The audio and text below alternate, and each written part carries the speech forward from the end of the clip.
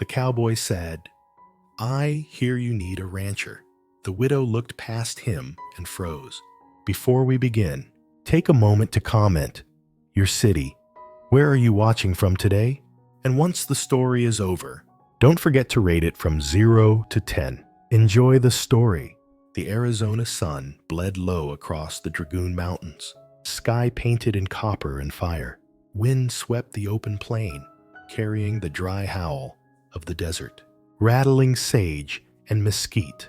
In the distance, the lonely caw of a crow faded against the echo of spurs clicking on old saloon boards, the faint scrape of leather and steel at a cowboy's hip.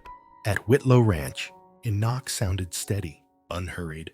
Eliza Whitlo gripped the doorframe, wary as always. Before her stood Hank Mercer, hut in hand, boots heavy with dust. But it wasn't him that caught her breath. It was the child pressed close behind him, June, thin arms clutching a worn doll, braid loose beneath her bonnet. Her eyes lifted toward Eliza's like they carried a question too fragile to speak, a hope too small to risk breaking. And in that fragile moment, the widow, who had locked her world tight since the day she buried her husband, felt something stir. The kind of silence where a woman either slams the door or lets life back in. The Whitlo Ranch sat worn and silvered with time, its pine boards carrying the scent of smoke, dust, and years of lonely suppers.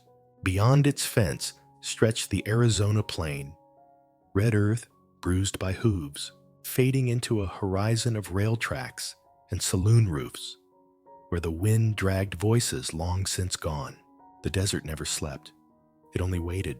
That evening, the sun dipped behind the Dragoon Mountains, copper light spilling across the land until it seemed the whole world burned low and slow.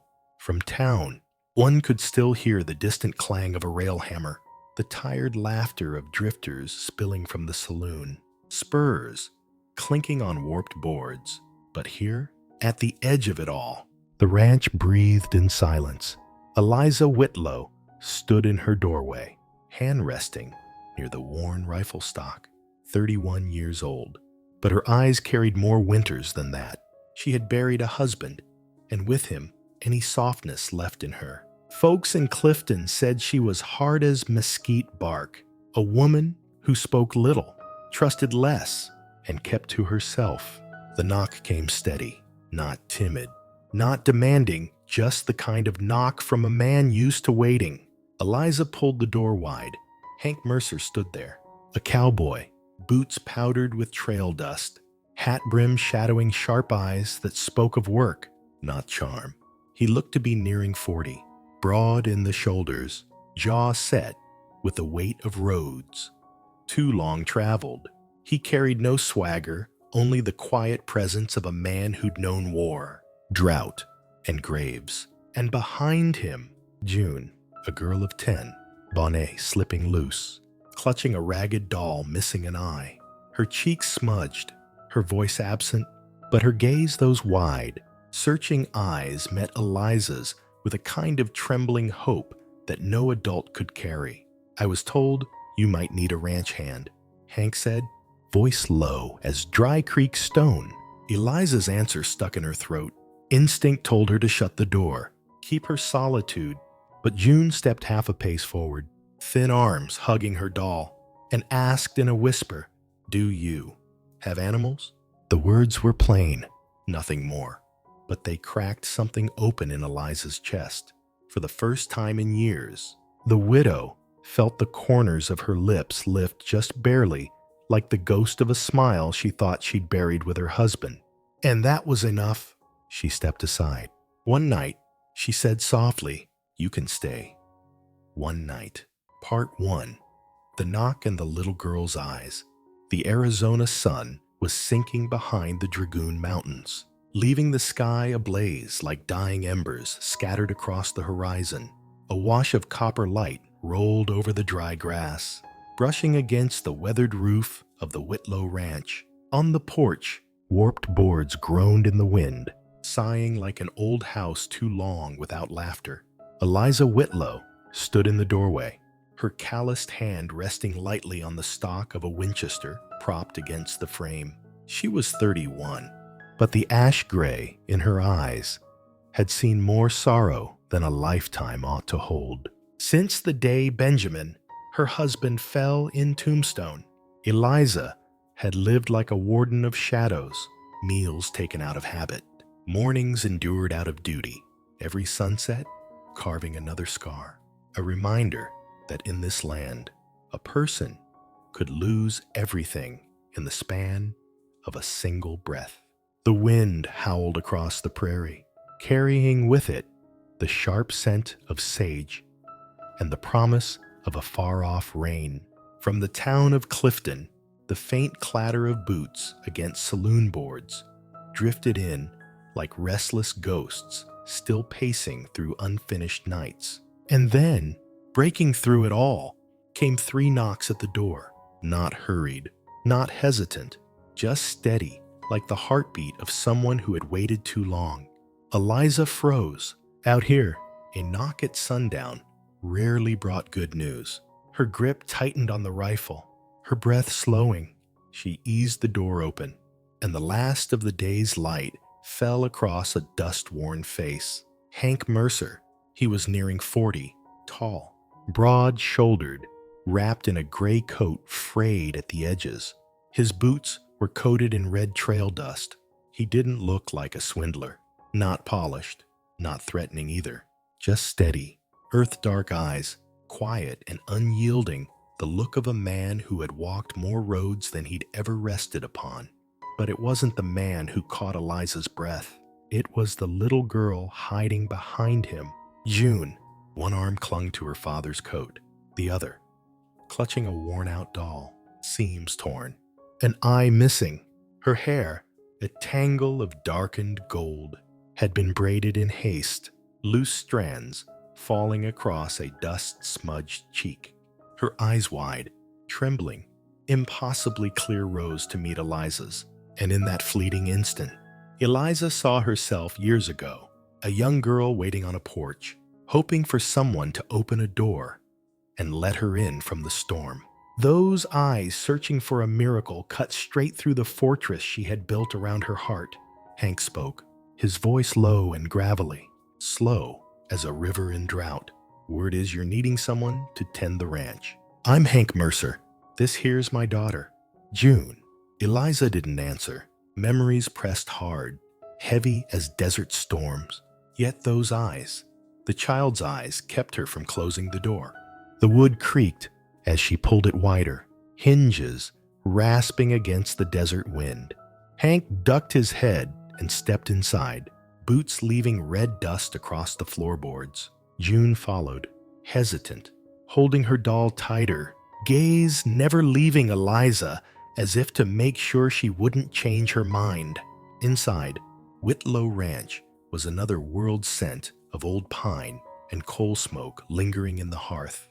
A small table, worn smooth by years of use. Chairs rubbed bright where hands had gripped them countless times. In the corner, a guitar, leaning silent, long untouched. Every breath inside seemed louder than the prairie wind outside. Eliza moved behind them, her steps quiet, her eyes cautious. She had never liked strangers crossing the ground that belonged to her, and her memories of Benjamin. Yet when June turned her head, wide eyes catching the firelight, the house itself seemed to shift, no longer hollow, but stirred awake as if it remembered what it meant to be a home. Hank set his hat on the table, saying nothing, no praise, no complaint, just a nod, like a man who had wandered long enough to value any roof overhead. Eliza noticed his hands rough and scarred, like Benjamin's, once had been resting steady on his daughter's shoulder. A simple touch, yet it pressed heavy against Eliza's chest. June edged to a chair, sat with her doll on her lap, and peered up. Do you have horses? Eliza blinked. Such an ordinary question, asked in a child's trembling voice. But it wasn't the words. It was the way June asked, as if searching for an excuse to belong. a thread to tie herself to this place. Eliza's lips trembled, and for the first time in years, curved into a faint smile. 2 of them, she said softly, old, but they still know the way home. June's eyes lit up, and in that moment, the whole room warmed. Hank tilted his head, quiet, as though witnessing something rarer than rain in the desert. The first smile of a woman who had known only loss. Eliza turned away, hiding her face in the shadows. But she knew another door, one not made of wood, had opened within her. The fire cracked, spilling amber light across rough-hewn walls. Supper was plain. Yesterday's venison stew, beans, hard cornbread. It had always been enough for one. Tonight, 3 bowls, 3 wooden spoons. They ate in silence, the scrape of spoon against bowl sharp in the hush. Hank's gaze flicked now and then to June, making sure she had enough. He didn't force talk, didn't fill the air like so many drifters did. He simply sat, quiet, fitting into the room, as though he had always been there. At first, Eliza bristled. She was used to her solitude, but another silence. Inside her silence was something different. It left her exposed, fragile, like every breath was being listened to. But then her eyes drifted to June. The child sat straight, hands cradling her bowl, head bowed. No restlessness, no mischief, just stillness, too still for a child. It pricked at Eliza's heart. Children were meant to laugh, to spill food, to be messy with life. Yet June sat as though unsure she had the right to be there at all. When the meal was nearly done, June lifted her head. The firelight danced in her eyes. Her voice was barely a whisper. "Do you have animals?" Eliza's spoon paused mid-air. She thought of the old milk cow, the clucking hens, the pair of lean horses. She gave a small nod. A few, not many. June smiled soft, delicate, and in that smile, the weight of the room lifted. I like animals." 4 words, but they loosened something inside Eliza, a knot pulled tight for years. In June's eyes, she saw not just childish fancy, but a longing to belong, to care, to love. And for the first time in years, Eliza's lips curved again, thin, fleeting as the last streak of daylight beyond the hills. Hank noticed. He didn't speak, but Eliza knew. He had seen it. The stir of a heart, she thought, long buried. When the dishes were cleared, Hank rose to help. Eliza's sharp glance stopped him cold. He nodded, stepped back. June sat tracing her doll's torn seam with tiny fingers, eyes roving the room, as if trying to memorize every worn detail. The chipped chair, the frayed tablecloth, the glow of a single oil lamp.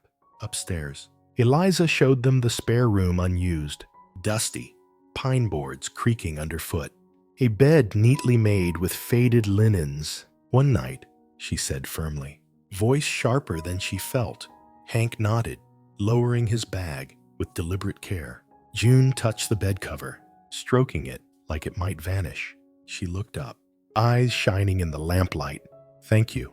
Eliza startled. Since Benjamin's death, no one had spoken those words to her with such truth. Neighbors had offered help once, but grief drove them away soon enough, leaving her with her barren land. And now, a child she barely knew had undone her with 2 simple words. Eliza turned to leave, but Hank's voice stopped her. "Tomorrow, if you'll have it. I could fix that barn gate. Looks like it's near coming off the hinge." She paused in the doorway. One breath, and she answered quietly, "We'll see, come morning." And she closed the door.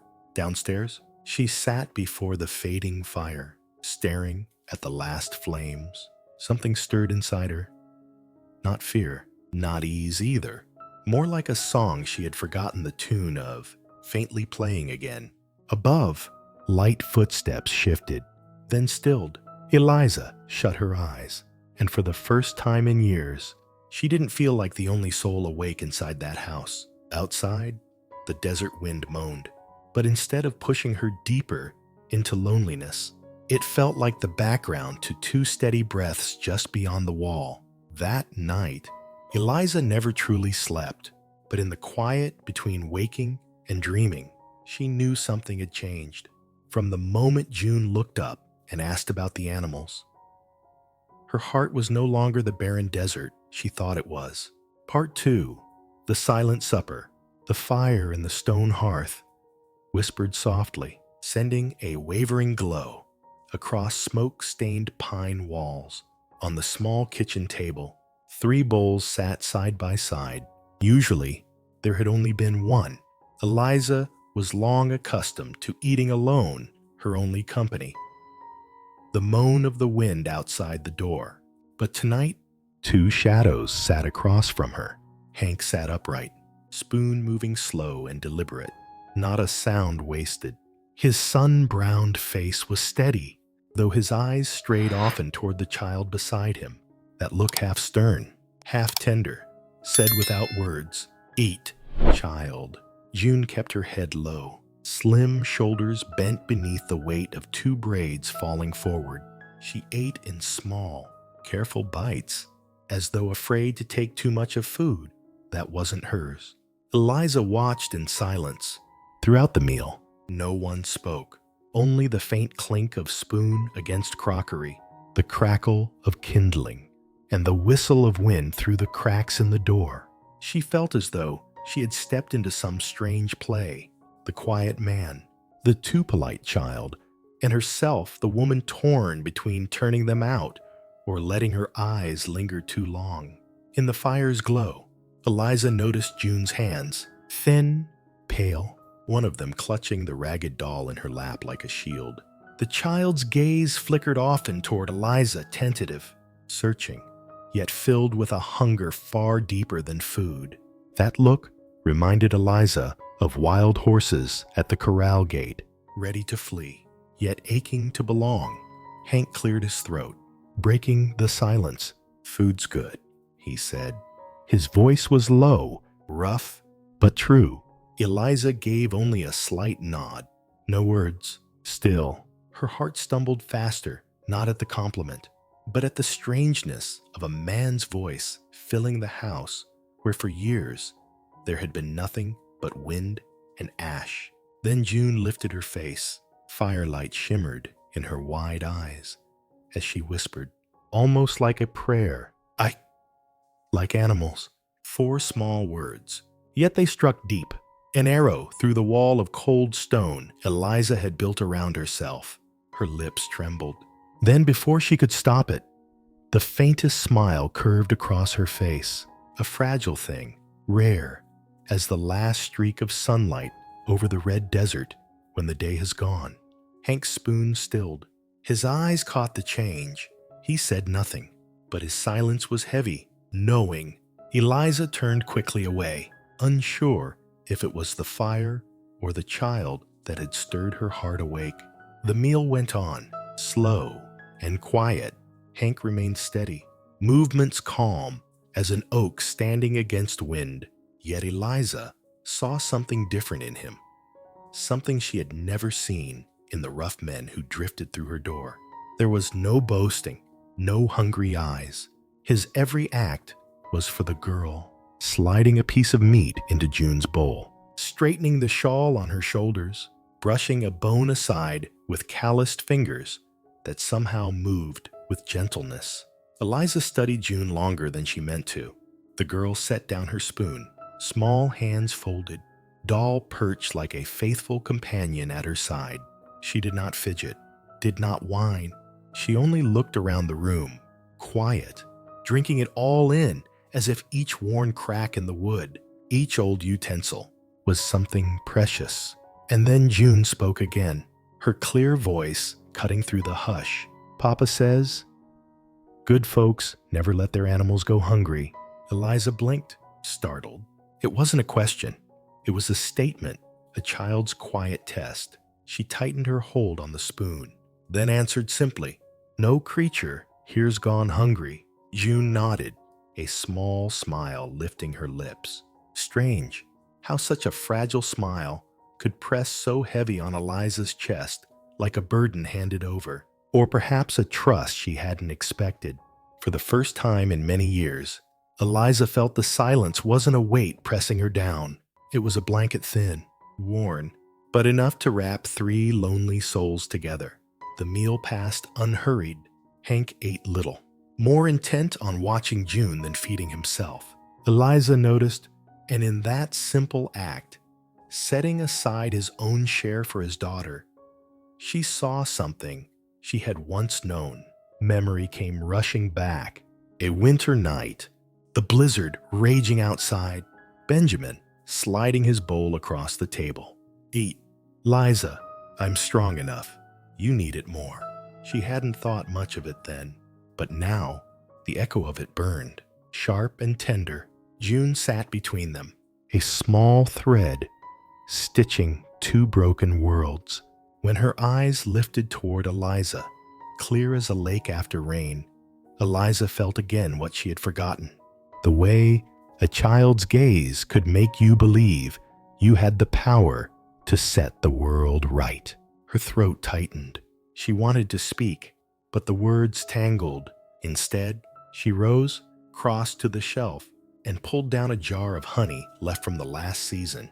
She drizzled it onto a piece of cornbread and set it before the child. "Sweet," she said simply. June's eyes widened. She nodded once, then smiled. A real smile this time, soft, bright enough to outshine the fire itself.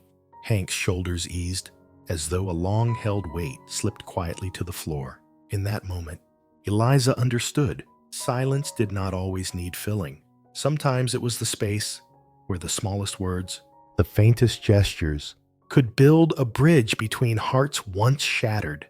The fire sank lower, coals glowing red, the light softening every face into shadows of ash and ember. The room was hushed, yet not empty. Outside, the desert wind carried its long song across the plains. But inside, three people lingered, each listening to the unspoken. Eliza turned the spoon in her hands, thoughts rising like smoke. Who are they? How far have they come to reach my door? And why, in all these barren years, does their presence make this room feel full again? She forced her face still, but June's eyes, fragile and steady, kept watching her. The girl set her spoon down, hesitated, then asked softly, "Do you have many animals?" Eliza looked up, meeting those clear eyes. She saw in them not simple curiosity, but a longing to belong, to care. "A few," she answered, her voice gentler than she realized. "An old cow, some hens, 2 worn-out horses." June's smile bloomed, small and certain. "I like animals." Just 4 words. Yet for Eliza, it was enough. A seed cracking open in the desert of her heart. A reminder that even after all the years of loss, a child could still speak of love for the smallest, weakest creatures.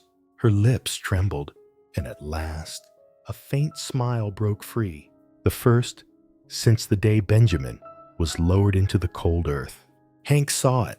His eyes softened, as though he'd just witnessed a miracle rarer than rain in the desert. A widow smiling again. Eliza turned away quickly, hiding her face in shadow. But she knew it had happened. And from that moment on, the Whitlo ranch no longer had only one keeper of the fire. That night, silence had finally spoken, and in its quiet voice, Eliza discovered she was no longer entirely alone. Part 3. The Storm and the Shaking Roof. That evening, the Arizona sky turned without warning from the horizon. Dark purple clouds gathered like a herd of angry buffalo, swallowing the last streaks of gold. The desert wind, once hot and dry, shifted cold, carrying the scent of damp earth before a single drop of rain had fallen. Eliza stood by the well, shading her eyes as she looked toward the livestock barn. The old tin roof had begun to rattle, groaning like iron being bent against its will. Wind howled across the plain, lashing the crooked mesquite trees until they leaned as though ready to snap. Chickens squawked wildly in their coop, and the old horse pawed and hammered its hooves against the wooden stall. Eliza muttered a curse, clutching at her skirts as she hurried forward, only to find Hank already there. Rope coiled over his shoulder, hammer in hand. He didn't need to ask. One glance, and he knew. This roof won't hold if we don't tie it down now. His voice carried steady through the roar of wind. Eliza nodded, dragging a ladder against the barn wall. She wasn't used to letting anyone else do her work. Since Benjamin's death, every fence post, every roof beam, every newborn calf she had tended with her own hands. She wasn't about to stand back now. "You take the right," she called. "Breath quick, from the gusts. I'll take the left. Ben and I raised this roof ourselves. I know where it's weakest." Hank hesitated for only a moment, then gave a short nod. He set his ladder on the far side and climbed up with her. The roof bucked beneath them, the tin sheets shrieking as rusted nails gave way. Wind screamed through the cracks, howling like the night Benjamin was buried, when the storm itself seemed to mourn him. Eliza knelt low, hammering hard against a sheet that lifted under each gust. The rotted beams groaned beneath her knees, threatening to give way. She gritted her teeth, pounding nail after nail. Hair whipped across her face like lashes from the storm. Down below, June clutched her doll tight, staring wide-eyed at Eliza's fragile shape swaying against the gale. The child's lips quivered, but she made no sound. Her silence cut deeper than any cry. Then came the sound, a sharp crack. Beneath Eliza's boots, a board split. She slipped, the world spinning as the storm tore the hammer from her grip and flung it into the dark. For one breathless instant, Eliza hung in nothing, the black sky yawning below. Images rushed back all at once. Benjamin riding hard into the rain, his promise to be home before supper, the sheriff's eyes when he brought the news. The weight of it all crushed her chest. So this is how it ends, she thought. And then rough, burning hot against the cold wind, a hand caught her wrist. "Got you." Hank's roar cut through the storm. He anchored himself on one knee, arm locked around a beam, the other clutching her with iron grip. Eliza dangled, hair flying, lungs gasping. In Hank's eyes, she saw no panic, no doubt, only raw, unyielding resolve. He would not let go. Her heart thundered, blood surging to her face. In that grasp, she felt something she'd forgotten: certainty. The kind of certainty that holds fast, no matter how the world tears apart. "Don't look down," Hank barked. His voice was hoarse, but unshakable. Eliza forced her gaze upward, meeting his, not pity, not fear, just fierce determination, as if even the sky itself could collapse, and still his hand would not release her. Strength flared within her. She gripped back, smaller hand clawing tight like a cactus rooting in stone. With a heave, Hank hauled her in. Her body crashed against his, and they fell hard onto the roof, side by side, gasping. Rain began in heavy drops, stinging their faces. Eliza rolled onto her back, staring at the storm-churned sky. Her chest heaved not with fear, but with the flood of life rushing back through her veins. Beside her, Hank lay still, arm clamped tight around her, as if afraid she might vanish. His heartbeat thundered through his chest. Strong and wild, he turned, rain sliding down the scar along his jaw. "You all right?" Eliza swallowed, throat dry, words stuck fast. Instead, her eyes left the storm above and found his. In that gaze, she saw not the shadow of death, but the solid promise of life. Below, June cried out, "Mama Eliza." Her small voice trembled, her doll crushed tight in her arms. Eliza sat up, shouting down through the rain, "I'm all right, June." The girl's face lit with tears and relief. and Eliza's chest tightened. Someone was afraid to lose her, and for the first time in years, she felt what it was to be needed. Hank's calloused hand rested on her shoulder, silent but steady. Eliza knew he hadn't only pulled her from the roof, he had pulled her back from the abyss she'd lived in for too long. The storm howled on, metal sheets groaning. Eliza brushed rain from her face, meeting Hank's eyes. He was already up, hammer in hand again, steady as a stone post. "We'd best finish before the wind takes the rest," he said calmly, as though nothing had just happened. Together, they worked, wordless. Hank drove nails, muscles straining against the gale. Eliza held the tin, bracing with all her weight. When a gust slammed against them, Hank's body shielded hers, his breath hot against her ear, hammer ringing like a blacksmith's anvil. Each strike echoed through her chest, and with it came memories. Benjamin, shouting through rain years ago. Just a few more nails. "Liza, we're nearly there." Then silence. Then the white cross carried home. Her vision blurred, rain mingling with tears. She gripped the tin so hard her nails split. Hank noticed, his hand closed firm around her wrist. Not rough, not demanding, just sure. "Look at me." She did. Lightning split the sky, throwing his scarred face into sharp relief. Eyes deep and unwavering. There was no death in them, only life, only steadiness. Her breath left her in a shudder, and then, together, they finished the work, nail by nail, until the last sheet lay fast beneath rope and steel. Below, June still watched, doll clutched tight, eyes wide. The sight she carried was one to last.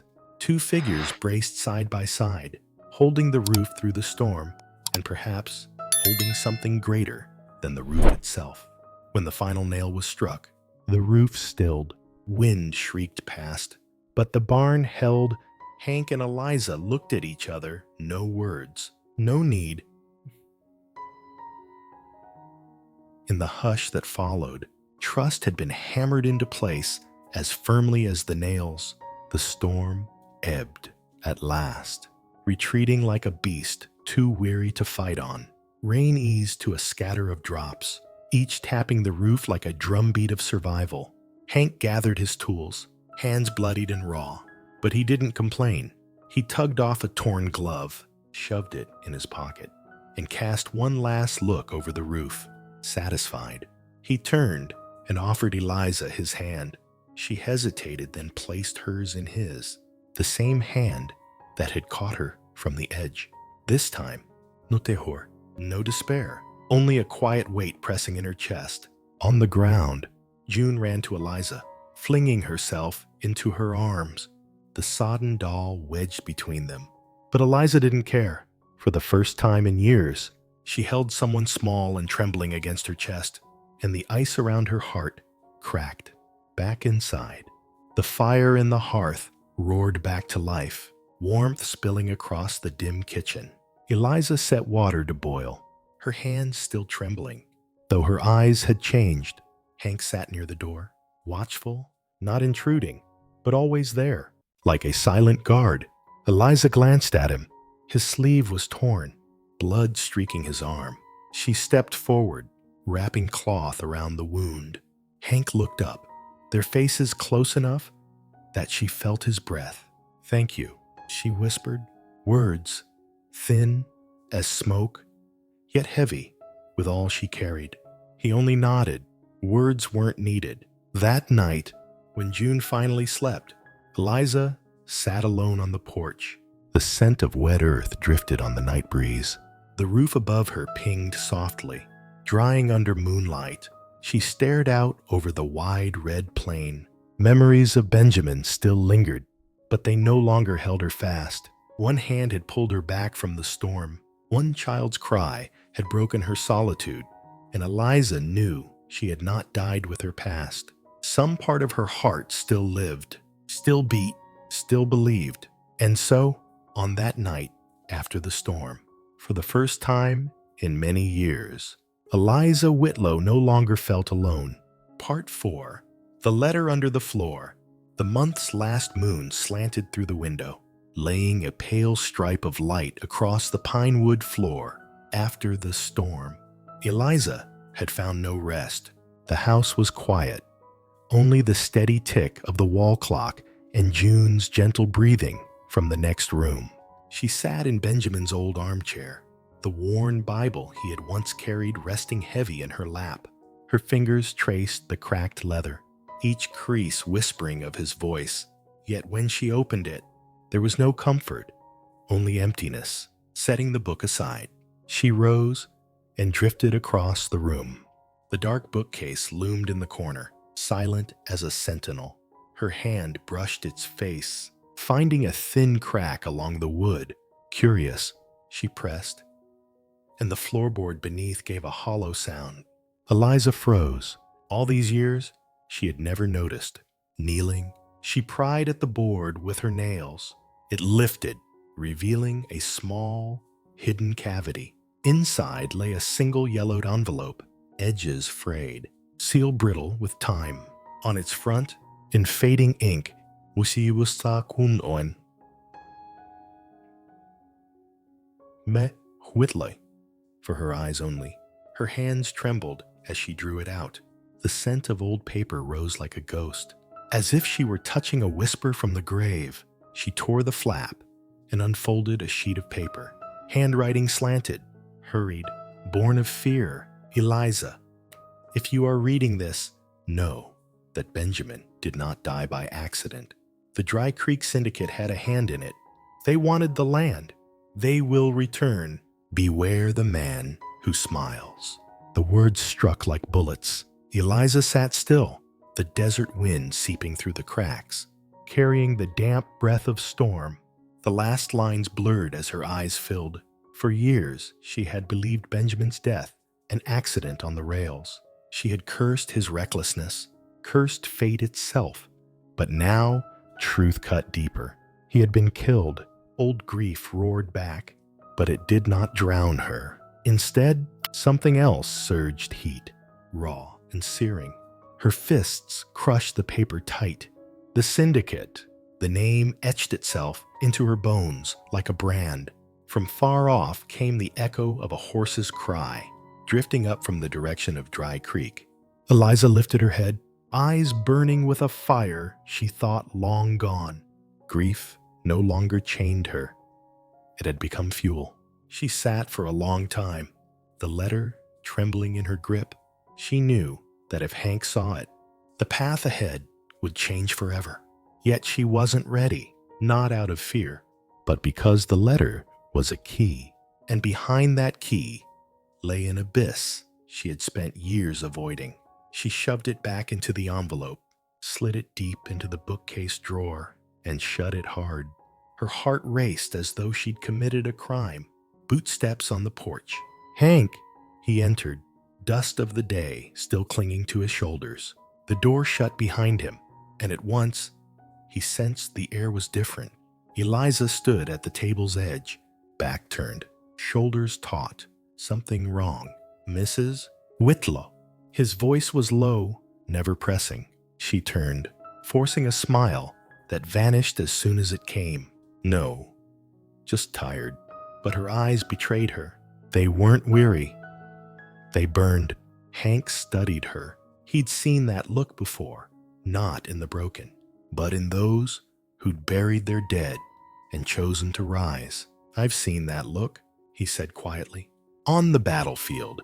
It isn't sorrow, it's resolve." Eliza's breath caught. She swallowed, masking her voice. "Perhaps you're mistaken." He let silence sit, then gave a slow nod. He asked no more, but his gaze lingered, weighing as if he could see the secret she clutched to her chest. From the back room came soft footsteps. June, clutching her doll, rubbed sleep from her eyes. "Mama!" "What's wrong?" Eliza bent, pulling the child close. "Nothing, little one. Just the wind outside." But Hank saw the way Eliza's hand, without thought, slid protectively over the drawer where the letter now lay, and Hank Mercer understood. In this house, a truth had been uncovered, and it was not yet spoken. That night, he sat alone on the porch, the chair creaking beneath his weight. Smoke curled red from the cigarette at his lip, drifting into the desert dark. He stared toward the tracks that cut the valley, where a lantern glow from a night train flickered, then disappeared behind the dragoons. It stirred memories, towns that vanished, homes that burned, and the name whispered, but seldom spoken aloud. Dry Creek Syndicate. He had watched their shadow spread first crooked land deals, then accidents, a collapsed mine, a derailed train, a barkeep shot dead on a lonely street. No law stood against them. Smiles hid their knives better than drawn guns ever could. He ground the cigarette to ash, eyes narrowing. The look in Eliza's eyes tonight wasn't despair. It was the fire of someone who'd glimpsed a truth too bitter to bury. Hank had seen it before, in widows, who learned their loss wasn't chance, but cruelty. And if the syndicate had truly touched Benjamin Whitlow's death, then that letter was more than Eliza's secret. It was her death warrant, if kept alone. The door creaked. Hank turned to see Eliza at the threshold, lamplight framing her face, her eyes still swollen from tears, yet burning with steel. "You're not asleep?" she asked. "Not with wind like this," Hank answered, pulling his hat low. "Nights like these, they bring back old ghosts." She said nothing more. Closing the door softly, Hank sat staring into the dark, hand resting heavy on the worn grip of his revolver. The wind moaned through the mesquite. He thought he heard footsteps out there, far and slow, coming from Dry Creek, and he knew the quiet days at Whitlo Ranch were near their end. Inside, Eliza sat before the flicker of a lamp, the clock ticking like a hammer in her ears. She drew the letter out once more, reading the lines until they burned themselves into memory. Dry Creek Syndicate. Beware the man who smiles. Her mind replayed Benjamin's late nights, the smell of smoke on his coat, the strain hidden behind his forced smile. How many times had she asked, only for him to say, "Don't worry." Now she knew. He had already been living under the shadow. Tears fell, darkening the corner of the page. She pressed the paper to the table, hands clenched white. For years, she had chosen silence, burying her grief in ranch work, bracing the house with her own solitude. But silence hadn't saved him. Silence had only fed the dark. Her voice cracked, hoarse but sure. "Benjamin, I will not let your death be called accident. I swear it." It was not shouted, but the words carried the weight of gunfire. Not the voice of a widow bowed, but of a woman standing. The window rattled with desert wind. Moonlight spilled across the floor, glinting off the rifle mounted on the wall. Benjamin's, untouched since his passing. Eliza rose, reached for it, cold, heavy, yet familiar. She laid it on the table beside the letter. Steel and ink, side by side, the truth and the tool for justice. From this moment, her path was set. The syndicate had taken her husband. They would not take the truth. The door hinges groaned. Hank stepped in. He froze at the sight. The letter spread open. Benjamin's rifle laid beside it. For a moment, Eliza thought to hide it, but her hands dropped.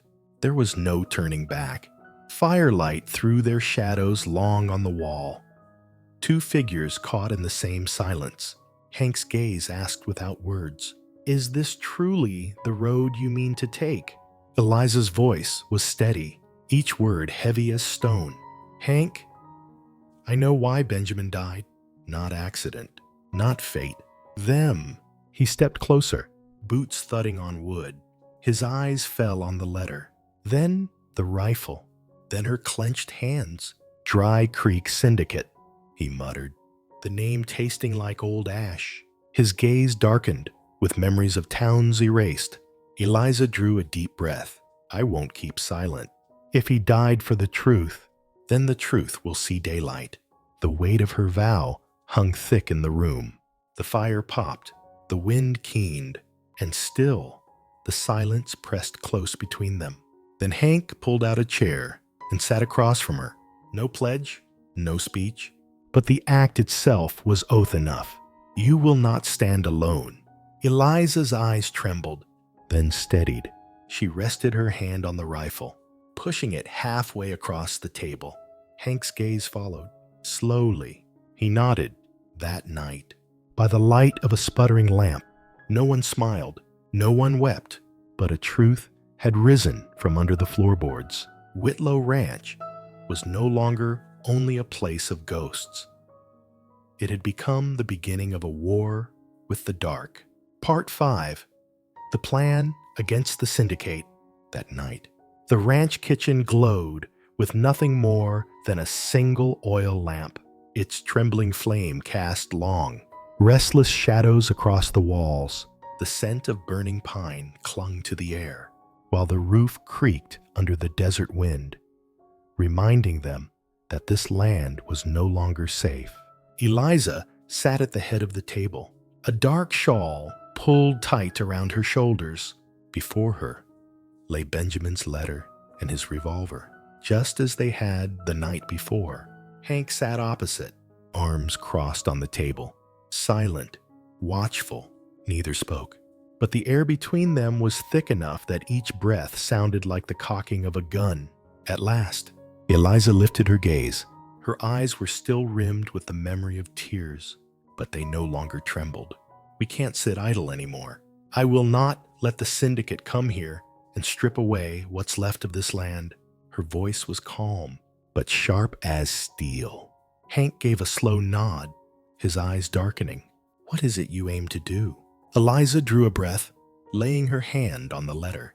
Benjamin once spoke of Calder, a lawyer in Clifton, the only man who dared stand against the Syndicate. If there's anyone who can help us drag the truth into the light, it's him. The name Clifton hung heavy, like a mountain on the horizon. The road there was long, crossing towns riddled with Syndicate eyes and ears. Yet Eliza spoke as though no other path existed. Hank leaned forward, voice low. Riding to Clifton puts you in their sights. The Syndicate will know. And are you sure? Calder's still alive to hear us out. Eliza's lips pressed thin, her fingers tightening around her shawl. Then a weary but unflinching smile touched her mouth. I'm not sure, but if I keep hiding here, then Benjamin dies a second time. Hank sat still, the fire of old years flickering in his eyes. He said nothing at first, just struck a match, lit a cigarette, and let the smoke curl above them. Finally, he tapped ash into a tin lid. If you mean to go, I'll ride with you. Clifton ain't kind, but the road there. He exhaled smoke. I know it. Eliza's chest eased, breath shuddering out as though a weight had been lifted. In the silence of the ranch kitchen, a decision was born, one that would shape more than her own fate. The lamp flame wavered, throwing its glow across Benjamin's revolver, no longer a relic. It had become a promise. Hank pulled his chair closer, dug into the pocket of his worn coat, and unfolded a creased, yellowed map. Its edges were frayed, its lines blurred by sweat and dust. He spread it wide on the table. Here, he tapped a calloused finger. Whitlo Ranch, and here Clifton. His hand traced the crooked ink line between. 3 ways to get there. Eliza leaned closer, the rail line straight, but crawling with Syndicate lookouts, a winding trail through the stone valley, long, near twice the distance, and a faint, broken line across abandoned silver mines barely visible on the paper. Eliza's finger slid to the fated path. This one. Hank squinted. The mine road. No one rides it anymore, but... His voice fell lower. That's the one place the Syndicate won't expect. The room went still, the wind outside moaning like wolves. Eliza gave a slow nod. Then that's the road we take.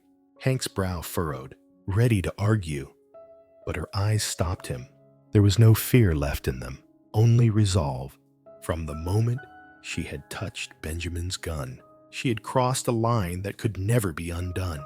"All right," Hank said at last, voice rough. "We'll need 3 days' rations, spare lamp oil, and a strong horse." His gaze lifted, hardening, "And you'll need to shoot again. The Syndicate doesn't deal in threats, they deal in graves." Eliza's hand tightened on the revolver. She remembered Benjamin placing it in her palms once, teaching her balance, teaching her breath.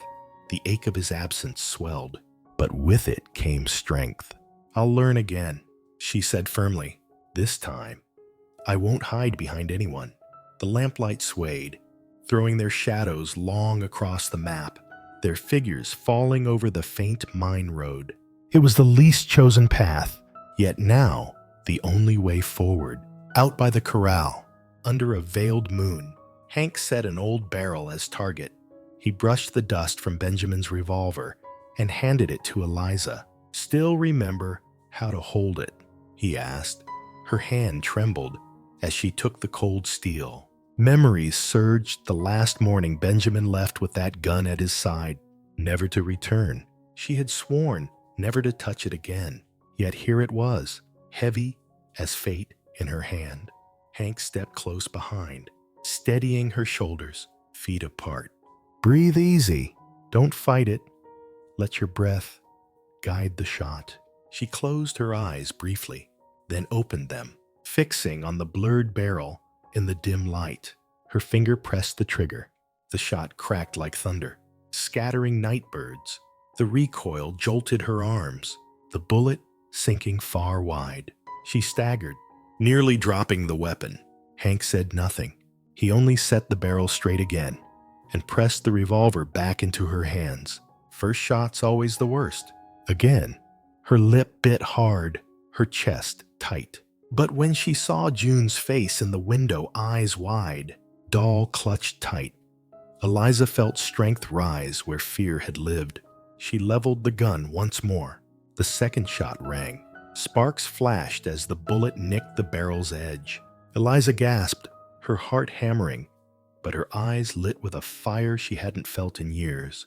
Hank nodded once. "Better." Eliza lowered the revolver, still shaking, but a faint smile touched her lips. "Benjamin always said, if I dared to hold the gun, I could hold the family together." She looked out into the night, voice firm. "Tonight, I believe him." The sound of gunfire wasn't just practice. It was her declaration. The widow no longer stood aside. She had entered the fight. At dawn, the Arizona sun painted the desert in red gold fire. Hooves clattered in the corral. Leather straps creaked as Hank tightened the saddle on a black horse named Ash. Sweat already dampened his back despite the chill. Nearby, Eliza packed dried rations and water flasks with the care of someone who knew each crumb. Each drop might mean survival. June perched on the porch step, clutching her worn doll, her eyes round with the weight of what she was witnessing. Hank handed Eliza a small leather pouch. "Dried tobacco, matches, salt, on the trail. Those are worth more than gold." She took it, her hands unsteady. "You've done this before, haven't you?" Hank paused, tying off the saddle straps. A shadow crossed his face. "Too many times. I was a bounty hunter once, lived by the look in men's eyes when the light left them. Clifton, Dry Creek, Tombstone. I left ghosts in all of them. Nobody called me a hero. Eliza, just a man who drew faster." The wind cut cold across the yard. Eliza's heart clenched. "Then why now? Why us?" Hank glanced toward June, who was humming softly to herself, tangled hair falling over her doll. For the first time in years, he smiled small, fleeting, but real. "Because I've seen too many eyes go dark. I won't watch another child lose everything. If Clifton's the only way to stop the Syndicate, then I ride with you." Eliza swallowed hard, torn between sorrow and gratitude. She no longer saw just a drifter. She saw a man carrying the weight of old sins. grasping for one last scrap of justice. A horse's whinny split the quiet. Eliza tied the scarf at her hair, then looked at him. Then we ride to Clifton, not just for me, for June, and for everyone the Syndicate ever stole from. The dawn wind carried the scent of sage and dust. Sunlight spilled across the Dragoon Range, lighting two figures and the small child between them who had chosen the path few dared tread. Inside the ranch, the last rays of morning touched the worn wooden floor.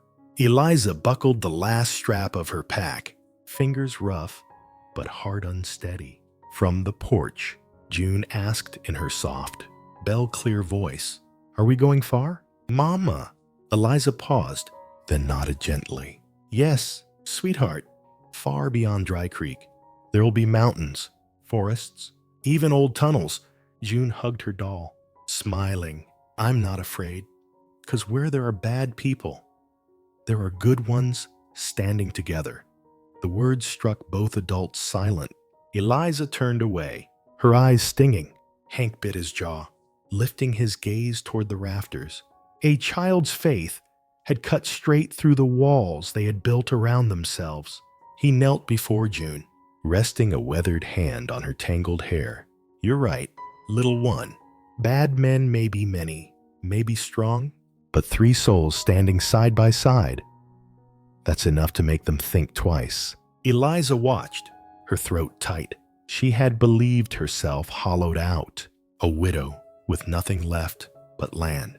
Yet in that moment, June's innocence and Hank's vow welded her fear into resolve. She strapped Benjamin's revolver at her side, fastening the leather tight. If Clifton is the road to justice, then from today, we are no longer the hunted. June rose, doll pressed close, and grinned. "Then let's go." A morning gust swept across the porch, lifting red dust into the air like a sign. Their shadows stretched long across the ranch yard, three figures: the quiet gunslinger, the resolute widow, and the child clutching her doll. No longer strangers, no longer broken pieces, but a family bound by a single purpose: to leave safety behind and face the darkness head on. And on that morning, before the journey began, their hearts were bound tighter than they had ever been before. Part 6. Ambush on the road. By noon, the Arizona sun burned like a silver mirror in the sky, shattering into shards of fire across the red earth. The heat pressed against their skin, but it wasn't the sun that made the air heavy. It was the silence. Hank rode ahead on his black horse, Ash, his eyes narrowed beneath the brim of his hat, scanning every ledge and ridge before them. Eliza followed close behind on a gray mare, June perched before her in the saddle, clutching her tattered doll to her chest. To reach Clifton, they had to pass through Coyote Pass, a narrow canyon where the walls rose sharp and red as the blades of a butcher's knife. The wind funneled through, carrying sand that whispered against the rock like unseen footsteps. Hank's hand never strayed far from the Colt at his hip. The habit was older than he cared to remember, etched deep into blood and bone. Eliza felt her chest tighten with each step their horses took. She knew this pass's name. She knew its story. The Syndicate had turned it into a graveyard more than once. And here, between these stone walls, there was no turning back. Every clatter of falling rock made her knuckles whiten on the reins. "Mama," June whispered, her cheek pressed to Eliza's chest. "Why is it cold here when the sun's so hot?" The child's question cut deep. She had never known peace. To her, every sunset was a warning, every road a threat. Eliza said nothing, only wrapped her cloak tighter around her, but her eyes drifted toward Hank. "Can we make it through?" Hank gave the smallest nod, his jaw set. "Keep her head down, and don't let go of that gun." Then the wind shifted. It howled through the canyon like a pack of wolves. High above, a vulture circled, its shadow sliding long across the cliffs. Eliza swallowed hard. Every nerve in her body screamed. The road wound tighter, pulling them into the canyon's throat like a noose around the neck. And Eliza knew, with the certainty of a widow who had buried too much already, the trap was waiting. A rock clattered down from the ridge. Hank's reins jerked hard. Ash reared, snorting. For one breathless instant, all went still. Then, crack, a rifle shot tore the silence wide open. The bullet clipped the brim clean off Hank's hat, spinning it into the dust. Smoke curled from the ridge above. Ambush, Hank roared, leaping from the saddle in a single motion. His Colt flashed from its holster, 2 shots cracking back at the cliffs. The smell of powder stung the air. Eliza ducked low, pulling June tight against her chest as bullets tore the ground around them, spitting up shards of burning red earth. Horses screamed. Iron shoes scraping stone like knives against bone. Misses. Whitlo, off the horse now, Hank's voice thundered. She slid from the saddle, dragging June with her, crashing behind a low boulder. Grit stung her eyes, smoke and sweat filling her throat. June gave one sharp cry, then bit her lip, clamping down on fear the way only a child who'd lived through too much could. Hank sprinted across the canyon floor, his body low, his Colt speaking in sharp, clipped bursts. Sparks flew where bullets struck rock. Shadows rose on the ridge 3, maybe 4 men. Red bandanas masking their faces. Syndicate guns. One called out, voice, echoing cruelly down the stone walls. Leave the woman and the brat. Mercer, this road ain't for traitors. Eliza froze. They knew him. This wasn't chance. It was a hunt. A bullet screamed off the stone beside her cheek. She flinched, crushing June tighter. It's all right, baby. Mama's here. The word fell from her lips without thought. Mama, not a burden anymore, but a vow. Footsteps hit the ground close. A figure dropped from the ledge. Before their shelter, a tall man, a pistol gleaming in his hand, his eyes locked on June's doll peeking from her arms. Eliza Whitlo, he growled, voice like gravel, hand over the girl, and maybe you live. Her blood froze. Death had never stood so close. The memory of Benjamin, falling the gunshot, her scream trapped in her throat. Her hands too weak to hold him flooded back for a heartbeat. Fear held her shackled. Then June looked up at her, whispering one word, Mama. It cut the rope of fear clean through. Eliza rose, hand trembling, but fire burning in her eyes. Her fingers tore Benjamin's revolver free. The steel sang as it left the leather. The Syndicate gunman barely had time to widen his eyes. Boom! Her shot cracked the canyon wide open. Smoke curled around her face as he toppled. Eyes glassy, gun clattering against stone. Eliza's arms shook, but she did not fall. She did not cry. She pulled June tighter, breathing in her daughter's breath, like it was the only thing that could tether her to this world. Mama, June whispered again, pressing her face to her chest. I knew you'd protect me. And in that instant, Eliza understood. Fear had become strength. That bullet hadn't only killed a Syndicate man, it had killed the weak, grieving widow she used to be. Now, she was a mother, a fighter. Gunfire roared anew, echoing like a storm. The Syndicate charged, smoke and dust rising in their wake. Hank rolled from cover, Colt flashing 3 times, each shot striking true. Eliza, keep her down, he barked. But Eliza no longer cowered. She shoved June deep into a crevice of stone, then lifted her revolver again. The tremor in her hands had vanished. Her voice rang across the canyon. I won't leave you. Hank Mercer. Hank's eyes cut to her, surprise flickering. Then he gave a single, sharp nod, and they fought back to back. Bullets sparked fire from the stone. The air stank of gunpowder and blood. They moved as one, covering each other, breathing in rhythm, ducking and rising. like they'd been fighting together for years. A duet in gunfire. One syndicate thug rushed from the left, knife raised high. Hank turned too late. Boom!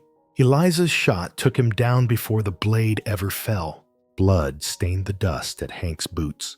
His gaze met hers, no longer wary, no longer distant. For the first time, it was respect. They weren't prey anymore. They were warriors, and the syndicate was beginning to learn it. Smoke thickened. Screams faltered, but one man stood his ground, broad-shouldered, leather coat, Winchester glinting in his hands, his eyes fixed on the small figure trembling behind the rock. "Take the girl," he roared. Eliza's world tunneled. She saw only June tiny hands gripping stone, wide eyes brimming not with fear, but with faith in her. Eliza's voice broke the canyon. "Don't you touch her?" She fired. The bullet slammed his shoulder, spinning him, rifle clattering to stone. Still, he lunged, wild and desperate. His hand clawed toward June like a beast's. Eliza hurled herself forward, wrapping June in her arms, twisting her back into his strike. Pain cracked through her body like thunder. But June was safe in her grasp. "Mama." The child's cry split the smoke. Not a whisper this time, but a cry of truth. Eliza rose, fire blazing in her eyes, revolver shaking, but sure. The last shot thundered, driving steel into the syndicate brute's chest. He staggered, then crashed to the ground, choking dust into the air. Silence fell. The canyon held its breath. Only the wind moved, howling through the pass like a funeral hymn. Hank strode over, eyes hard, scanning the fallen. Then his hand landed heavy on Eliza's shoulder, solid, certain, not as a protector, but as an equal. Eliza bent low, whispering against June's hair, voice fierce and trembling all at once. "No one will ever touch you." And in that moment, the widow's heart opened wide, not just to the child, but to herself. Part 7. Showdown at the town hall. Clifton wasn't like the quiet rail towns Hank had drifted through before. It was a raw, noisy place, slapped together around half-emptied mine pits. By morning, the town woke to the stink of coal smoke and sweat. The main street was nothing but ruts and dried horse dung, baked hard beneath the sun. Wooden buildings leaned against each other like weary drunks. Saloon signs creaked in the wind. Poker tables rattled with coins and curses. At the far end of the street, the town hall loomed 2 heavy stories of timber, windows yawning wide to swallow the golden dust. Eliza sat stiff in the wagon, fingers locked around a worn letter she had dug out of hiding. She could hear her own heartbeat in the roll of the wheels. Hank held the reins, eyes fixed straight ahead. His face was a stone cliff, unreadable, though his calloused hands gripped the leather tighter than usual. Behind them, June clutched her ragged doll, wide-eyed, memorizing every strange face along the way, as if this whole town would be carved forever into her small memory. When they stopped at the hall steps, the street quieted. Miners, ranch hands, drifters all turned, eyes cut toward the widow, once cast aside, and the cowboy at her shoulder. Some whispered, some spat, but others looked on with something else hesitant, waiting, like folks, hoping someone might finally have the courage to speak what they could not. Eliza stepped down. Her boots hit the boards with a dry crack. She lifted her chin, black hair falling across a sun-browned face. For years, she'd hidden on the ranch, away from the world. Now, she was walking into the den of the very men who had murdered her husband. Hank followed close, his hand brushing the grip of his Colt. He didn't need to speak.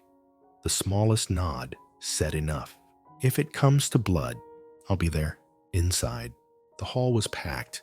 Sunlight spilled through dusty windows, laying stripes of gold across wooden benches and tight jaws. The syndicate was already there. Polished boots, neat coats, cold eyes. At the center stood Lawyer Calder, wiry and gray, but sharp-eyed still, a thick ledger under his arm. The air was a drawn wire. Straining, everyone waited. Who would speak first? Eliza breathed deep and set the letter down on the table. Her hands trembled, but her gaze did not. This moment would decide more than her ranch. It would decide how the world remembered her. The room hushed as Calder opened the brittle paper. His voice carried steady in the silence. Letter addressed to Samuel Whitlo.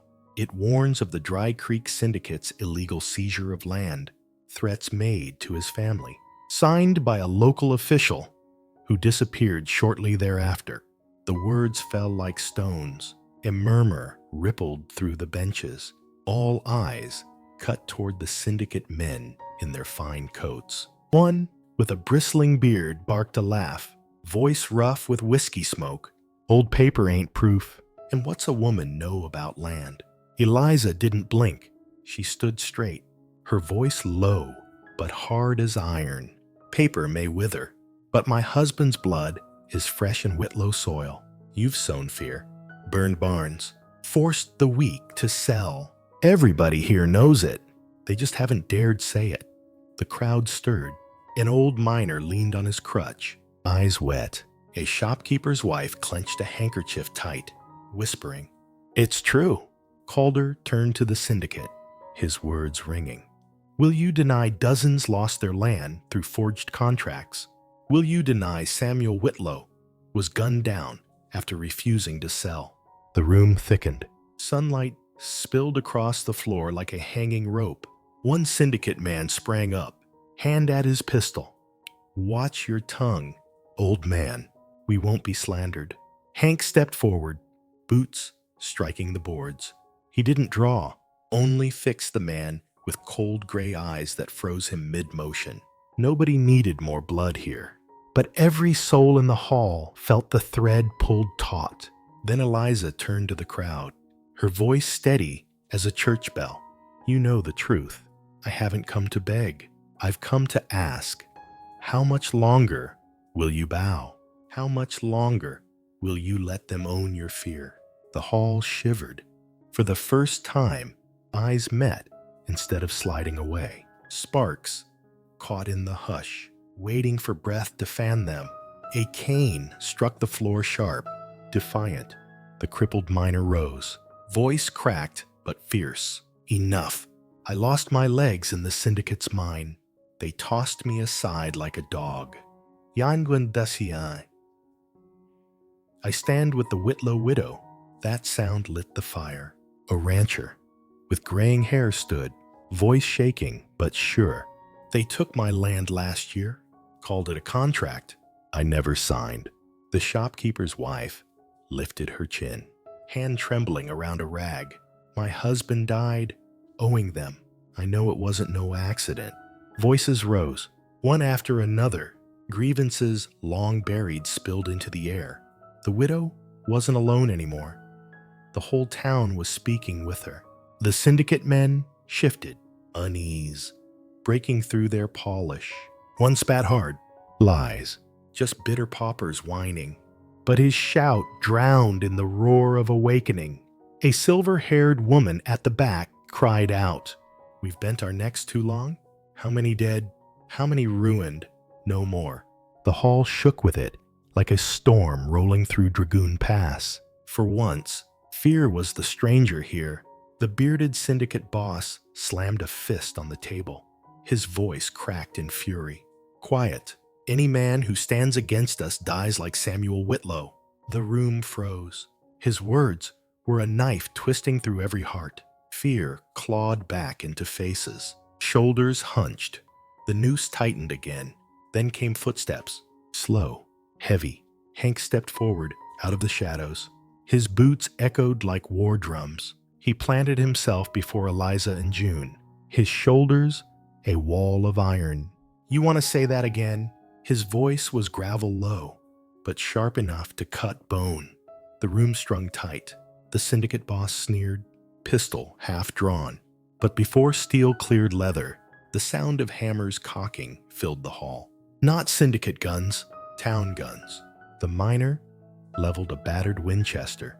The shopkeeper's wife raised a tiny derringer, her hands shaking, but her aim steady. A young cowhand stepped up, Colt drawn and burning in his grip, steel glinted everywhere. For the first time, the Syndicate found themselves staring into the eyes of a town no longer afraid.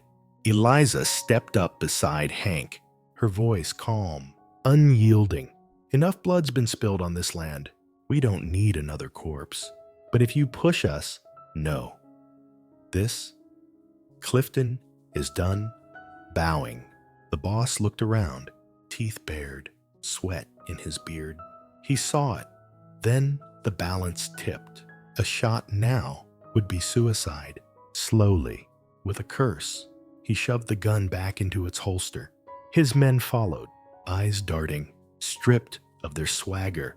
The air hung thick. But in that heartbeat, Clifton found its spine again. Eliza's voice cut the silence. You can walk out now, but remember, this land belongs to the hands that bled for it, not to the men who tried to buy it with fear. The bearded brute spat, rage twisting his mouth, but he jerked his chin, and the Syndicate filed out into the sunlight, their black coats shrinking down the dusty street. The hall erupted. Cheers burst like floodwater. Folks clapped backs, shook hands, even wept. Guns lowered not to kill, but to guard what was theirs. Hank's eyes met Eliza's. No words, just a nod. A quiet agreement. For the first time, her smile broke free.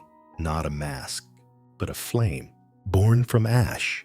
That day, Clifton won more than a fight. They won themselves back. And in the heart of it all stood a widow, a cowboy, and a child proof that courage, once spoken, can echo louder than fear. Part 8. The decision to stay. Evening settled slow over Clifton, painting the red hills in shades of violet and dust. The old Whitlo ranch lay quiet, its weathered boards split with time. Yet smoke from the kitchen stove curled upward, soft and steady, drifting into the dry scent of grass outside. Somewhere in the weeds, crickets began their patient hymn, each note like the beat of a heart just past a storm. Eliza sat on the porch, cradling a cold cup of tea in both hands. Her hair spilled loose across her shoulders, catching the last wash of purple light. She had carried fear and grit through long years, but tonight, the silence around her no longer pressed like iron. It wrapped her instead, gentle, like a blanket laid across a weary soul. From the barn came Hank, tall frame traced in dust. He set his broad hat on the porch rail, tilting it toward her as if to tip a quiet greeting.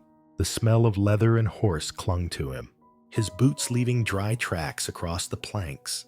He said nothing at first, just stood a while to watch the sunset burn itself out.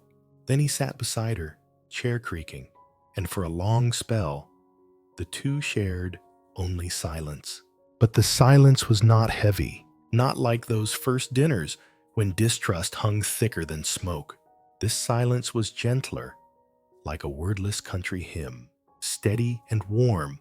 Out in the yard, little June laughed with her frayed doll, her bright giggles tapping against Eliza's heart like a small drumbeat of life returning.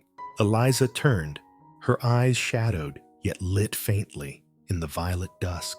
Tomorrow, will you go? Her voice barely rose above the wind. Hank tipped his head, slow. He had meant to leave once the work was done, like every other town he had passed through. But something had shifted here. In June's laughter, in Eliza's guarded smile, he'd found a weight he hadn't known he was missing. His gaze lingered on the far horizon, where the last of the sun folded into earth. Then, gravel deep, he answered. Only if you want me to. Her hand trembled around the cup. Her heart crashed against her ribs, fierce and fearful at once. For years she had locked her doors, built fences high and strong, so no one could breach the loneliness she wore like armor. But now, His words struck against that wall like a hammer, leaving a narrow crack for light to slip through. The wind carried sagebrush and the faint memory of rain. Two figures sat side by side on the porch, silent, yet warm as fire, and for the first time in years, Eliza did not want a man to ride away. The new moon rose behind the Dragoon Peaks, its silver light mixing with the indigo sky. The porch bathed in a soft glow, an oil lamp swaying on its hook and casting gold across Eliza's tired face. Inside, June slept sound, her breath steady as the heartbeat of a house that had long known only the moan of wind. Eliza lingered at the doorway, heart tangled, when she heard it soft, broken, spoken from a child's dream. "Ba," she froze, clutching the frame. June's tiny whisper carried a hunger, a belonging Eliza had never once heard in her daughter's voice. The little girl clung to her ragged doll, cheeks flushed in sleep, as if she had finally found someone worth naming. Tears burned Eliza's eyes. She sank beside the bed, stroking June's hair with a trembling hand. For years, she had tried to be both mother and father, but the void was too deep. A child needed more than a weary roof and a mother's calloused hands. She needed a protector, a steady presence. She needed Hank. The name thundered in Eliza's mind. The man of few words, eyes weathered like the Red Valley itself. He had never promised much. He only worked, mended, lifted, stayed, and somehow, without meaning to, he had wandered even into her daughter's dreams. Outside, Hank sat on the porch, listening only to the wind. He didn't know a child had just claimed him in sleep, didn't know a woman inside had let a locked door crack open. Only the moon bore witness as one small word bent the course of 3 lives. Morning came, thin light spilling gold across the fields. The ranch shimmered with dew, the air scented of wild grass and the faint ash of last night's fire. Eliza stepped onto the porch, hands wrapped around a cup of coffee. She found Hank at the barn, tightening reins, his shoulders steady in the early glow. Something in that sight held her still, a quiet strength, nothing of the boast and swagger she had always feared. Her mind returned to June's whisper. The child had chosen him, even if only in dreams, and now the choice was hers. She walked slow toward him, boots crunching in the dry earth. He looked up, eyes brown and steady, waiting without pressing. You still mean to leave?" Her voice wavered. He leaned on the fence rail, long pause, stretching between them. Then his words came, low as wind through canyon rock. "Only if you want me gone." Fear shivered through her. She had never been asked to choose. Life had only ever taken from her husband. Land. Faith. Now, here stood a man offering the one thing she had long buried. "A choice to keep someone you don't understand," she whispered. "Eyes down. I've lost too much already. If June calls you father, and you ride away someday, I couldn't rise again." Hank stepped closer, not enough to crowd, just enough for his shadow to fall beside hers. His voice was quiet, yet carried weight like carved stone. "Eliza, I won't ask for trust all at once. I only ask for the chance to stay, to prove I won't vanish when the wind changes." Her shoulders shook. The fear inside her warred with the longing she could no longer hide. Slowly, she lifted her gaze, and in the wet shine of her eyes was the bare courage of a woman ready to risk her heart again. That evening, when the horizon burned purple across the Arizona sky, Eliza stood on the porch, fingers tight on the weathered rail. Behind her, June's laughter rose bright, chasing shadows from the house. Hank came up the steps, dust on his boots, hat in his hand. Watching her with patient eyes, she turned. For a long, trembling pause, Her lips fought the words, but finally, they came fragile, yet firm as stone. Hank, if you truly want to stay, I won't stop you. Not just for a night, not just for a season. I want you here with me. With June, I want you as part of this place. The wind stilled. Her heart thundered in her chest. But when Hank's mouth curved, when his eyes lit with the last blaze of sunset, she knew she had chosen right. He set his rough hand on the rail, close to hers, and gave a single nod. I'll stay. In that instant, June burst forward, wrapping her arms around his leg. Her face lifted in joy. Pa. The word shattered the last defenses around Eliza's heart. She turned aside to hide her tears, but a smile finally escaped. The fear remained, but so did the courage to hold on. And there, in the violet hush of Arizona's dusk, 3 figures stood bound together. The door long locked against the world had opened, not with a key, but with a simple choice. The choice to stay. Part 9. The Night of Lanterns. That night, the Arizona sky stretched wide like a sheet of black velvet. Stars hung above, but fewer than usual, hidden by long drifts of cloud. The desert wind hissed through the sage and the dry grass, carrying the smell of dust, of ashes, and the low-lying dread that had stalked Whitlo Ranch for months. Eliza stood at the porch rail, clutching her worn shawl close. She had never feared the darky, not once in her life, but since learning of the Dry Creek Syndicate, even silence itself carried the weight of menace. Beside her stood Hank, a Winchester resting on his shoulder. He didn't speak, didn't need to. His presence alone was a wall, keeping the cold and the fear from crossing that threshold. Inside, little June slept curled around her ragged doll. And then Eliza saw it, a flicker, small but steady, a lantern swinging faint from the far fence. She frowned, certain it was a trick of the wind. But then came another, and another. From the dark walked a figure. It was Wilson, the blacksmith, his heavy hammer slung across one shoulder. He stepped slow, planted a lantern onto a fence post, and gave Eliza a single nod before turning back into the night.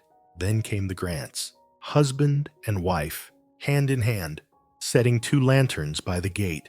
Behind them, the old woman who ran the dry goods store, her frail hands trembling, but steady enough to hang a light on the low branch of a cottonwood.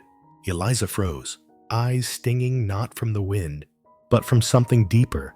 The very folks who had always lived quiet, apart, now walked out of the dark carrying light.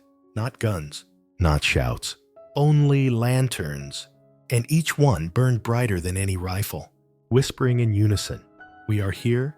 You will not stand alone." Hank glanced at her, lips curling into the rarest thing on his weathered face, a quiet smile. He didn't need words. Eliza understood. Lantern after lantern, the ranch fence bloomed into a circle of gold, glowing against the night like a crown of fire. For the first time in years, Eliza felt something she thought she had buried, forever faith in her people. She stood rooted in the earth, heartbeat blending with the desert wind, knowing that no matter when the Syndicate came, she would not face them alone. She stepped down off the porch, boots sinking into dry soil, her shawl brushing in the wind. Before her stretched the fence, no longer just weathered boards and posts, but a pathway of light, lanterns swaying like constellations tethered to earth. She stopped at the nearest one, raised a hand, and touched its warm frame. The glow painted her worn fingers gold, seeping into every old scar and callus, melting ice that had hardened since the day she buried her husband. A voice came from behind, rough but steady. "Mrs. Whitlo," said Wilson. The blacksmith, stepping closer, beard silver in the flame. "We know they may come, but if we leave you here alone, the Syndicate will think this whole town bows its head. and we do not bow. Her throat closed. She only nodded, letting her eyes speak thanks where her voice could not. Then another hand touched hers small, shaking.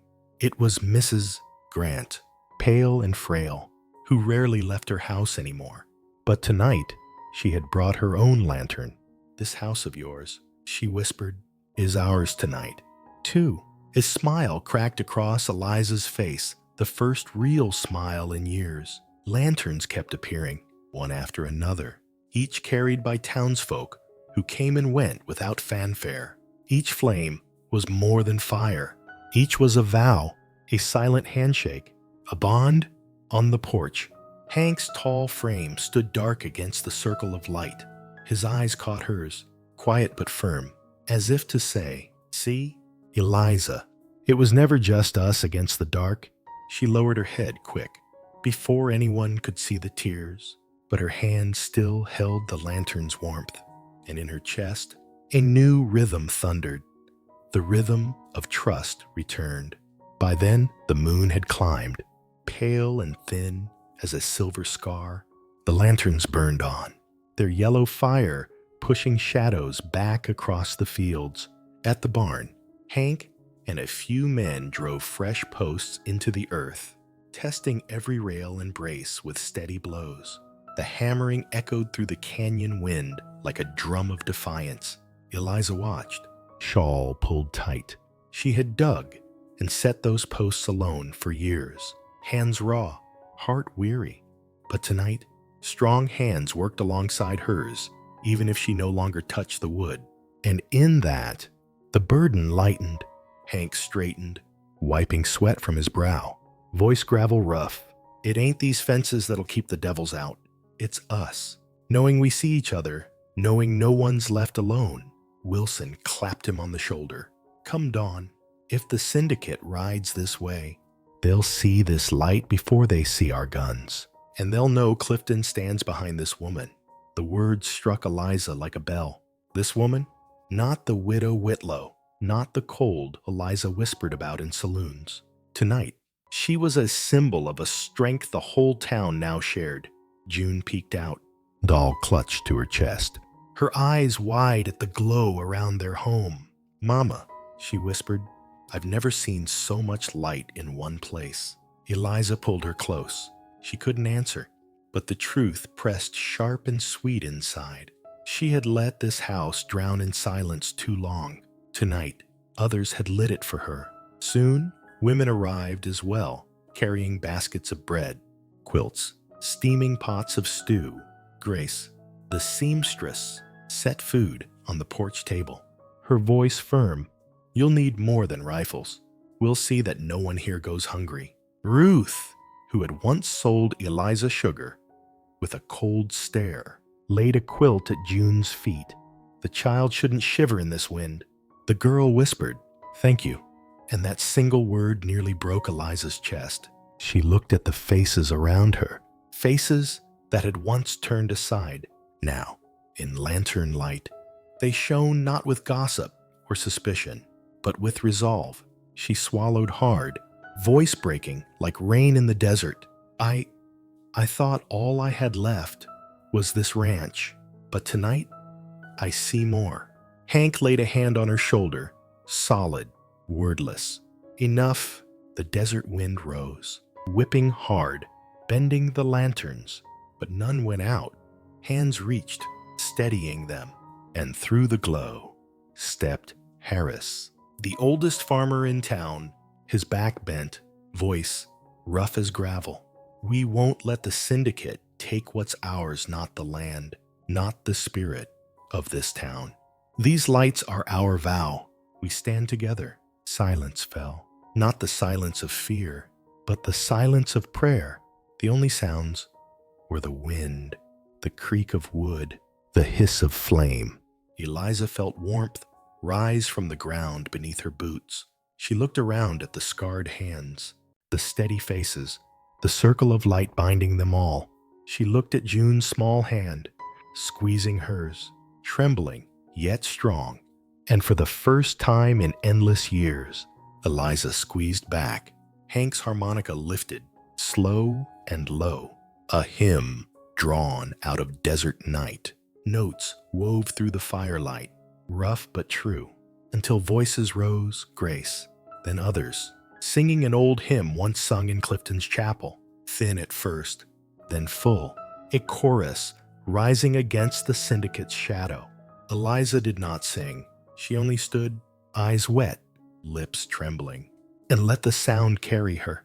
For the first time since widowhood, she knew what it meant to belong, not as an outcast, but as part of something larger. When the song ended, silence returned. But this silence was alive. The lantern still burned, swaying in the wind, holding the night at bay.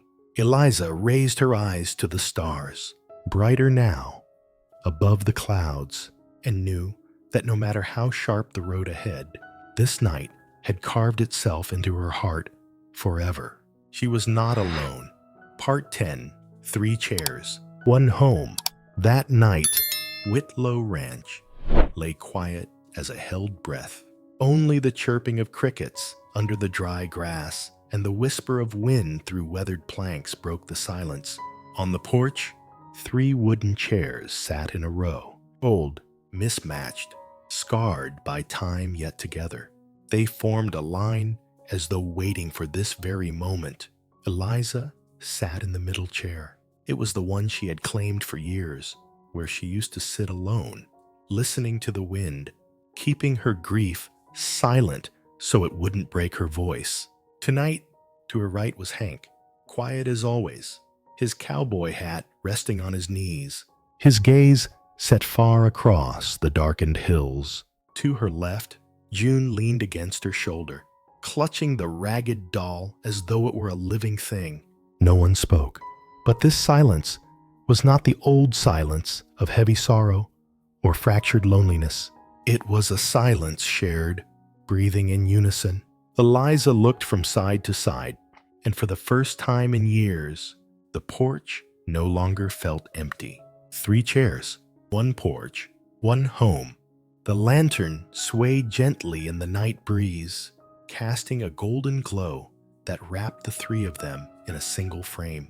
Eliza closed her eyes and listened to the creak of wood beneath their weight. That creak had once been the sound of solitude. Tonight, it was a lullaby whispering, "You are no longer sitting alone." The wind carried with it the scent of dry grass and damp earth from the rain the night before. Eliza's hand traced the rough grain of the chair's armrest, the same place where once she had sat with her husband, dreaming of full harvests and a house filled with life. That dream had shattered the day he died, leaving her with a cold ranch and an empty chair beside her. For years, she had avoided the porch, unable to bear the sight of that vacant seat. She buried herself in work until exhaustion dulled the ache. But tonight, with Hank sitting there without promises, without sweet talk, just by being there, the emptiness had quietly been filled. June stirred, wrapping her tiny arms tighter around Eliza's. That simple, unyielding embrace struck her heart, like a long-lost bell ringing again. Her eyes drifted to June's doll, tattered, threadbare, yet treasured beyond all measure. And in that moment, Eliza understood. She too had been clutching her sorrow, the way the child held that doll, afraid to let go, afraid to lose what little remained. But tonight, with Hank's breath mingling with hers, with June's warmth pressed to her side, she realized, you don't have to let go to keep living.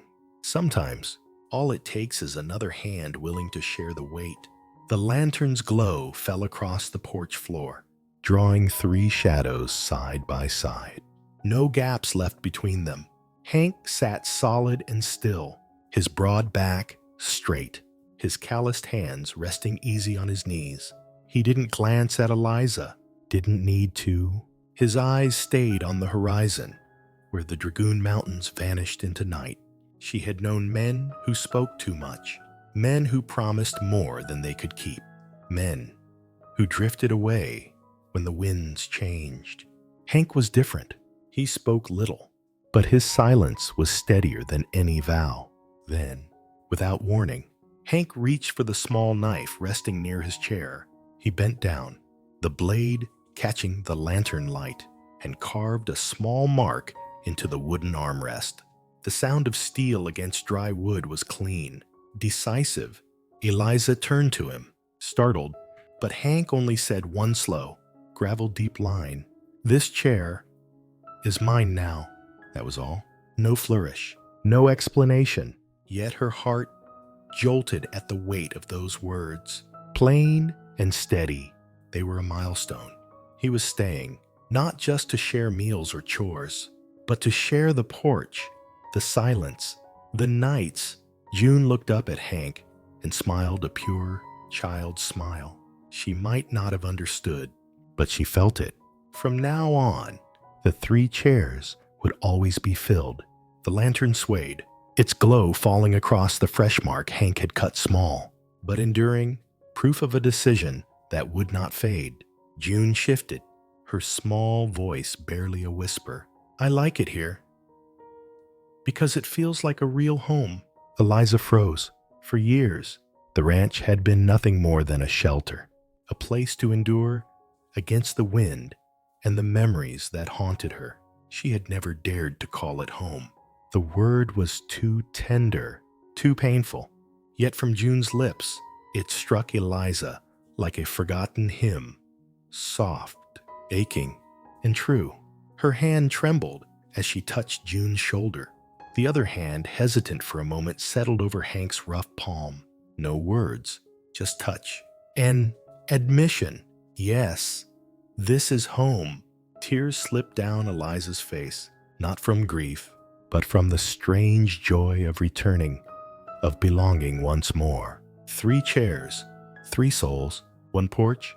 For the first time, Whitlo Ranch was not merely standing. It was alive. Above them, the Arizona sky stretched like a black velvet curtain. Stars scattered so bright they seemed ready to fall. The Milky Way spanned the heavens like a river of silver, an endless road across dust and time. Eliza lifted her face to it. For years, she had looked at the night as a void, a hungry maw that swallowed everything.